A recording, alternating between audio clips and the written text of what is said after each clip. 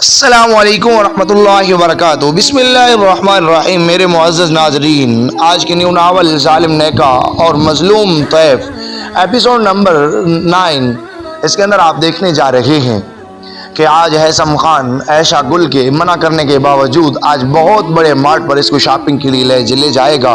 بہت سی گاڑیاں اور ایک گارڈز کی فوج کے ہمراہ یہ عائشہ گل آج جیسے ہی مارٹ پر اترے گی تو سارے لوگوں کی آنکھیں انہی کو دیکھتی ہی رہ جائیں گی۔ اور جب عائشہ گل ایک جوڑری کی شاپ میں اپنے لیے جوڑری سلیکشن کرنے میں مصروف ہوگی اور ہیثم خان بھی اس کے لیے جوڑری دیکھنے میں مصروف ہوگا، ایک دم جب پیچھے دیکھے گا تو عائشہ گل غائب ہوگی۔ آیا ہیثم خان اپنی جان سے بھی زیادہ پیاری اپنی بیوی کو ڈھونڈ پائے گا یا نہیں؟ آیا اسی کڈنیپنگ کے پیچھے ہاتھ کس کا ہے؟ زریاب خان جو کہ عائشہ گل کا چاچا تھا، جو اس کو قتل کروانے کے درپے تھا، اس نے کڈنیپ کروایا، یا سابقہ کڈنیپنگ کروانے والی اس نیکا نے ایک بار پھر عائشہ گل کو کڈنیپ کروایا، یا پھر عادل خان جس کی یہ سابقہ عائشہ گل منگیتر تھی اس نے اس کو کڈنیپ کروایا؟ کس نے کروایا، کیوں کیا؟ اور آیا ہیثم خان اپنی بیوی کو ڈھونڈ پائے گا یا نہیں؟ کیا ہوگا یہ سب جاننے کے لیے ہمارے ساتھ رہیے گا۔ اب چلتے اپنی ویڈیو کی جانب۔ بلیک کلر کی مرسڈیز جس کے آگے پیچھے اور بھی بہت سی گاڑیاں تھیں، ساری گاڑیاں ایک دوسرے کے پیچھے تیز رفتار سے اس کشادہ سڑک پر دوڑ رہی تھی، جس میں بہت سی باڈی گارڈ الرٹ بیٹھے تھے۔ گاؤں سے نکل کر شہر کی حدود میں داخل ہوئی، جو بھی دیکھتا دنگ رہ جاتا تھا۔ تمام گاڑیاں ایک سے بڑھ کر ایک ماڈل کی تھی اور ہیثم خان کے شان شہر کی مہنگی ترین گاڑیاں تھیں۔ شہر کے مشہور و مہنگے ترین مال کے سامنے گاڑیوں کے چڑچڑائے اور گارڈز کے ایک لمبے سے بھی پہلے گاڑیوں سے نکلے اور جلدی سے ہیثم خان کی گاڑی کا دروازہ کھولا تھا۔ ہیثم خان اپنی شاندار پرسنالٹی لیے پوری شان سے گاڑی سے باہر نکلا۔ بلیک 3 پیس سوٹ میں ملبوس، آنکھوں پر بلیک گلاسز لگائے وہ بہت ہینڈسم لگ رہا تھا۔ آج عائشہ کے لاکھ منع کرنے کے باوجود ہیثم اسے شاپنگ پر لایا تھا۔ وہ جانتا تھا عائشہ کبھی خود سے نہیں بتائے گی کہ اسے کس چیز کی ضرورت ہے۔ وہ اپنی مخصوص چال چلتا ہوا گاڑی کی دوسری جانب آیا تھا اور گارڈ جو عائشہ گل کی جانب کا دروازہ کھولنے کے لیے بڑھا ہی تھا، ہیثم خان کی آواز پر اس کا بڑھتا ہوا ہاتھ وہی رک گیا۔ رک جاؤ، ہم خود ہی کر لیں گے، اتنا کہہ کر ہیثم خان نے دروازہ کھولا تھا اور عائشہ کا ہاتھ تھام کر اسے نکلنے میں مدد دی تھی۔ ہیثم کو گارڈ کا عائشہ کے لیے دروازہ کھولنا ناگوار گزرا تھا۔ عائشہ کو تو اس وقت ایسا لگ رہا تھا جیسے وہ کہیں کی شہزادی ہو اور ہیثم اس کا شہزادہ۔ گارڈز خاموش کھڑے حیرانی سے ہیثم کو یہ سب کرتے ہوئے دیکھ رہے تھے۔ وہ انسان جس نے آج تک اپنا کوئی کام خود نہیں کیا تھا، وہ اپنی بیوی کے لیے یہ سب کر سکتا ہے؟ یہ کہاں کسی نے سوچا تھا؟ چلیے عائشہ گل، ہیثم خان عائشہ کو مخاطب کرتے ہوئے کہا، جو ادھر ادھر دیکھنے میں مصروف تھی جبکہ چہرے پر خوف واضح تھا، پیشانی پسینے سے ترتی، اس کا جسم ہولے ہولے کانپ رہا تھا۔ ہیثم خان کی آواز پر ایک دم ہڑبڑا کر اس کی طرف دیکھا۔ ہاں، عائشہ کی جانب سے ٹوٹا پھوٹا جواب آیا۔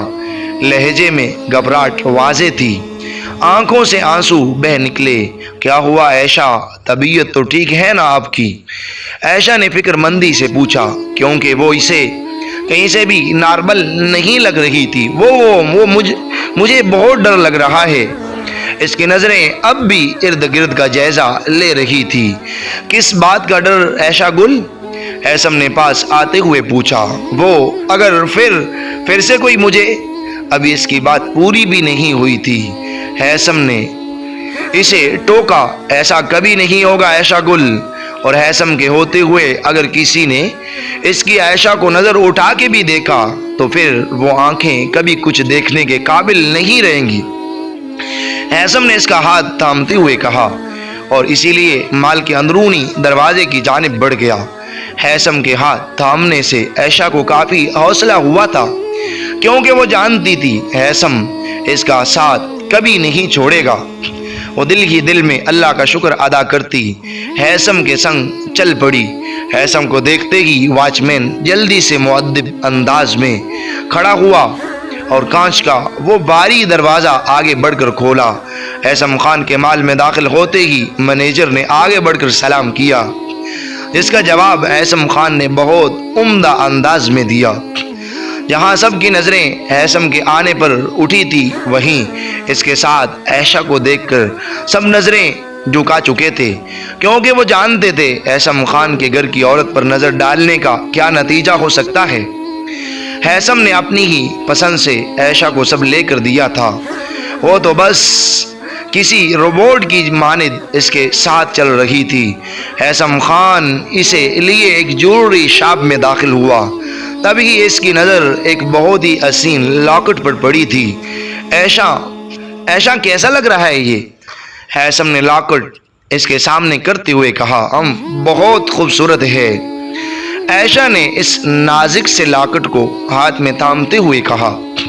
اتنا کہہ کر اس نے نظر اٹھا کر ہیثم کی طرف دیکھا کہ اس کی نظر سامنے لگے شیشے میں نظر آتے چہرے پر پڑی، اور تبھی سامنے نظر آتے وجود کی نظریں بھی اس کی نظروں سے ٹکرائی تھی۔ اسی پل عائشہ کے ہاتھوں سے لاکٹ گر کر زمین کی نظر ہوا تھا۔ اس کے چہرے پر ایک رنگ آ رہا تھا تو دوسرا رنگ جا رہا تھا۔ ہیثم خان نے ایک نظر ساتھ کھڑی عائشہ کو دیکھا اور لاکٹ اٹھانے کے لیے جھکا، لیکن جب واپس نظر اٹھائی تو عائشہ کو نہ پا کر ہیثم کو اپنا دل ڈوبتا ہوا محسوس ہوا۔ عائشہ کو کھونے کا سوچ کر ہی ہیثم کو اپنے اندر زندگی ختم ہوتی محسوس ہو رہی تھی۔ ایک لمحے کی بھی دیر کیے بنا وہ عائشہ کی تلاش میں شاپ سے فوراً نکلا، اور اب اس کی نظریں عائشہ کو ڈھونڈ رہی تھی۔ اتنا تو اسے پتا تھا مال سے باہر نہیں جا سکتی وہ، کیونکہ باہر اس کے گارڈز کی پوری فوج نگرانی کے لیے موجود تھی۔ آج روحی کالج نہیں آئی تھی، اسی لیے رباب اکیلی ہی کالج کے لان میں بیٹھے آس پاس سے بے خبر کتاب پڑھنے میں مصروف تھی۔ وہ ایسی ہی تھی، جب بھی کوئی کتاب پڑھنے بیٹھتی تو اس میں کھو سی جاتی تھی۔ اب بھی اسے نہیں پتا تھا اس کے ارد گرد کیا ہو رہا ہے۔ السلام علیکم حازم کی آواز پر اس نے چونک کر اس کی طرف دیکھا۔ وعلیکم السلام، رباب نے جواب دیا۔ کیسی ہیں آپ؟ حازم نے اس کے برابر بیٹھتے ہوئے پوچھا۔ بہت بری، رباب نے منہ بسوڑتے ہوئے کہا۔ وہ تو مجھے پتا ہے، طبیعت کا پوچھا ہے میں نے۔ سامنے بھی پھر حازم تھا، ڈیٹھوں کا سردار۔ میں آپ کو بتانا ضروری نہیں سمجھتی، رباب نے تڑق کر کہا۔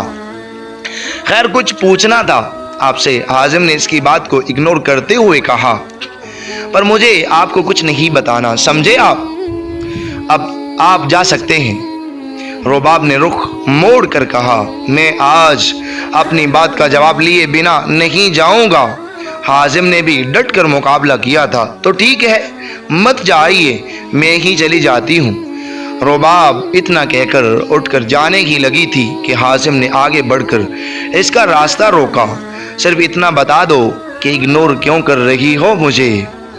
جب بھی کوئی بات کرتا ہوں چلی جاتی ہو وہاں سے، کیوں؟ حازم نے بے بس لہجے میں کہا۔ میں آپ کو بتانے کی پابند نہیں ہوں، راستہ چھوڑیے میرا، اور نہ میں آپ کی کمپلین کروں گی پرنسپل سے، رباب نے اسے دھمکاتے ہوئے کہا۔ نہیں چھوڑوں گا راستہ، جس سے کہنا ہے کہہ دو، محبت کی ہے تم سے، کوئی جرم نہیں کیا میں نے، حازم نے مضبوط لہجے میں کہا۔ جرم کیا ہے آپ نے حازم، کس نے کہا تھا مجھ سے محبت کرنے کو؟ کسی نے مجبور کیا تھا؟ رباب نے سوالیہ نظروں سے دیکھتے ہوئے پوچھا۔ کوئی جرم نہیں کیا میں نے، اور میرے دل نے محبت کی ہے تم سے اور ہمیشہ کرتا رہے گا، حازم نے دل پر ہاتھ رکھتے ہوئے کہا۔ بس کر دے حازم، یہ محبت شعبت کچھ نہیں ہوتی، یہ سب ایک جھوٹ ہے، جھوٹ، اور اگر کہیں غلطی سے سچی محبت ہو جائے نا تو اسے منزل کبھی نہیں ملتی، اور یہ جو جدائی ہے نا اس کا محبت سے بہت پرانا یارانہ ہے۔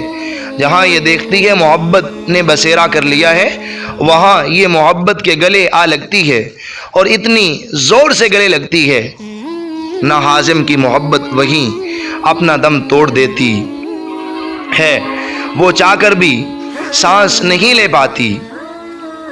کیوں آپ خود کو مشکل میں پھنسانا چاہتے ہیں؟ میرے پاس کچھ نہیں ہے آپ کو دینے کے لیے، تو بہتر یہی ہے کہ بھول جائیے مجھے۔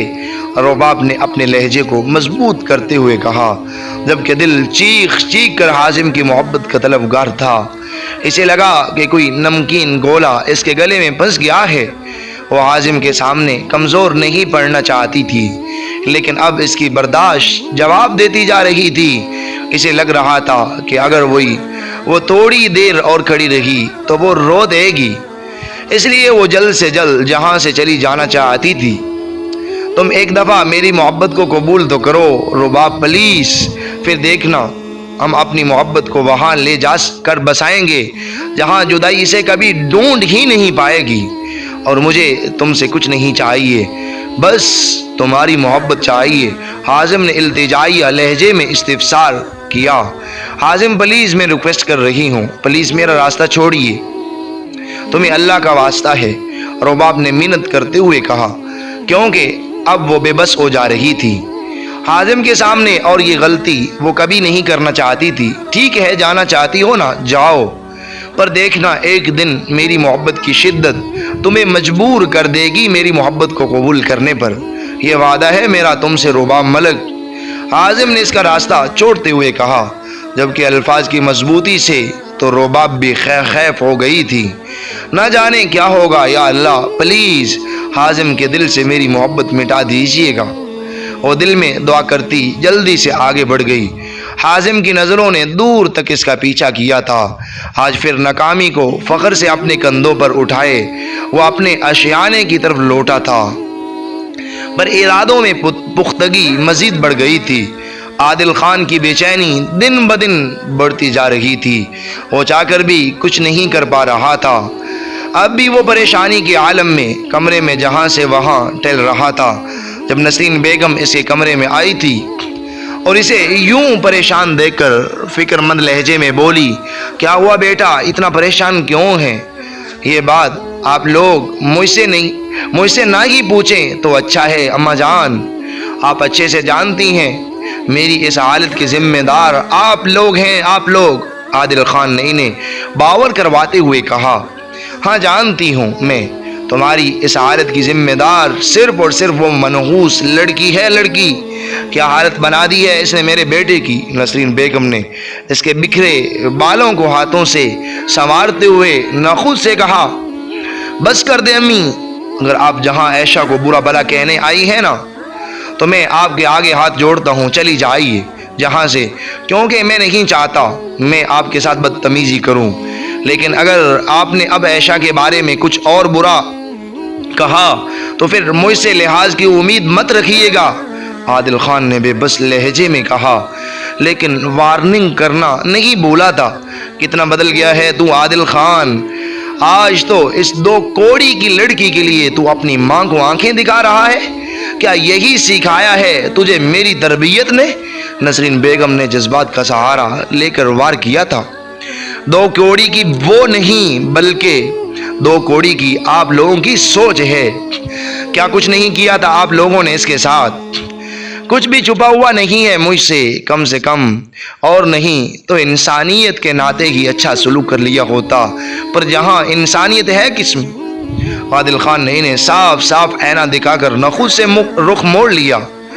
نسرین بیگم کو عادل خان کے الفاظ تیر بن کر لگے تھے، اور اس کے رخ موڑ کر کھڑا ہونا انہیں مزید تیش دلا رہا تھا۔ مجھے تم سے یہ امید نہیں تھی عادل، اتنا کہہ کر نسرین بیگم پاؤں پٹکتی جلتی کوڑتی وہاں سے نکلی چلی گئی، جبکہ عادل خان پھر سے عائشہ کو واپس حویلی میں لانے کے منصوبے پر غور و فکر کرنے لگا۔ وہ دونوں جیسے ہی گھر میں داخل ہوئے، روحی سامنے صوفے پر منہ لٹکائے بیٹھی تھی۔ کیا ہوا روحی، منہ کیوں لٹکا رکھا ہے میری گڑیا نے؟ زیان نے اس کے پاس بیٹھتے ہوئے پیار سے پوچھا۔ بھائی وہ مجھے عائشہ بھابی کی یاد آ رہی ہے، پورے 5 گھنٹے ہو گئے ہیں انہیں گئے، روحی نے معصومیت سے کہا۔ تو اس میں اداس ہونے کی کیا بات ہے، شاپنگ پر ہی تو گئی ہے، آ جائیں گی شام تک، زیان نے اسے پیار سے سمجھایا۔ حد ہو گئی روحی، میں تو سمجھا نہ جانے ایسا کیا ہو گیا، جو ہاتھی جتنا منہ سجا رکھا ہے تم نے، ویسے میں جانتا تھا کہ کوئی فضول ہی بات ہوگی۔ چوہیا جتنا تو تمہارا دل ہے۔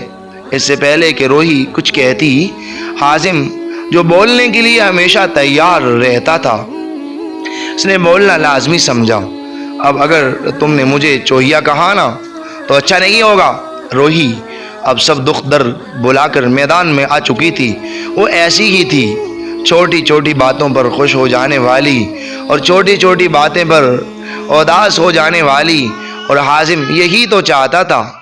وہ اسے یوں اداس کیسے دیکھ سکتا تھا؟ اسی سے تو رونق تھی اس بڑی سی حویلی میں، اور وہ اپنے مقصد میں کافی حد تک کامیاب ہو چکا تھا۔ وہ ہمیشہ اسے ہنستے ہوئے دیکھنا چاہتا تھا۔ وہ سب انسانہ تو جانتا تھا، سب کچھ انسانے کے بارے میں تو جانتا ہی تھا، لیکن اپنے غموں کو چھپانے میں بھی اسے مہارت حاصل تھی۔ ہائے اللہ، کیا دور آ گیا ہے، لوگ اپنی اصلیت ماننے سے انکاری ہیں۔ استغفر اللہ۔ اب چوہیا کو چوہیا نہ بولے تو کیا بولے بندہ؟ حازم نے کانوں کو ہاتھ لگاتے ہوئے کمال کی ایکٹنگ کی۔ حازم اب تم پٹو گے مجھ سے؟ چپ ہو جاؤ۔ ہاں اب زیادہ ہو رہا ہے، روہی نے شہادت کی انگلی دکھاتے ہوئے کہا۔ آئے میں تو ڈر ہی گیا۔ حازم نے ڈرنے کا ناٹک کیا۔ بس کر دے حازم، کیا ہر وقت تنگ کرتا رہتا ہے؟ زیان نے ایک مکہ اس کی کمر پر رسید کرتے ہوئے کہا۔ کمر توڑے گا کیا؟ خود کو دیکھ اور مجھے دیکھ، کھا کر پتہ نہیں کتنے رقبے کی زمین پر قبضہ کر چکا ہے تو، دن بدن پھیلتا جا رہا ہے، پھٹ مت جانا کسی دن۔ حازم نے اس کے کھانے پر چوٹ کرتے ہوئے کہا۔ جو اب بھی ہاتھ میں پکڑے سیب کے ساتھ انصاف کر رہا تھا، اتنا بھی موٹا نہیں ہوں میں، سمجھا؟ اب بندہ کھائے بھی نا؟ زیان نے خفا ہوتے ہوئے کہا۔ چل، تو نے اتنا تو مانا کہ تم موٹا ہے، حازم نے زوردار کہکا لگاتے ہوئے کہا۔ اس سے پہلے کہ یہ جنگ مزید بڑھتی، جینی کی آواز پر تینوں اس کی طرف متوجہ ہوئے۔ آ جاؤ گائز، کھانا بن چکا ہے۔ جینی کو اردو بولنا دنیا کا مشکل ترین کام لگتا تھا، اور جب بھی بولتی تو ان تینوں کا کہکا ضرور بلند ہوتا تھا، پر جینی نے کبھی ان کی باتوں کا برا نہیں مانا، کیونکہ وہ تینوں اس کے دل کے بہت قریب تھے، اور اس کا ان کے علاوہ تھا ہی کون؟ آ رہے ہیں جینی ڈارلنگ، حازم نے اسے اسی کے انداز میں جواب دیا، اور تب ہی تینوں زور سے کہکا لگاتے ڈائننگ ٹیبل کی جانب بڑھ گئے، اور اب بھی ان میں سب سے آگے زیان ہی تھا، کھانے کا دیوانہ۔ ناظرین، آج مصروفیت کی وجہ سے، ٹائم کی قلت کی وجہ سے آج ریکارڈنگ میں ذرا تیزی سے ریکارڈنگ کی ہے، اگر کوئی مسٹیک ہوگی تو اس کو اگنور کرنا، اور میں امید کرتا ہوں کہ آپ کو یہ ناول زیادہ پسند آیا ہوگا۔ اگر آپ یہ چاہتے ہیں کہ نیکسٹ ایپی کو جلد اپلوڈ کیا جائے تو پلیز ہمارے چینل کو سبسکرائب کیجیے، ہمارے ویڈیو کو لائک شیئر کیجیے، اور کمنٹس باکس میں اپنی رائے کا اظہار ضرور کیجیے۔ اور انشاءاللہ کچھ دنوں سے انشاءاللہ زیادہ سے زیادہ ویڈیو اپلوڈنگ کرنا ہم جو ہے کام شروع کریں گے، اور آپ لوگوں کے جتنے کمنٹس زیادہ آئیں گے اتنے ہی زیادہ ایپی جو ہیں انشاءاللہ وہ اپلوڈ کیے جائیں گے۔ اللہ حافظ، مجھے اجازت دیجیے گا۔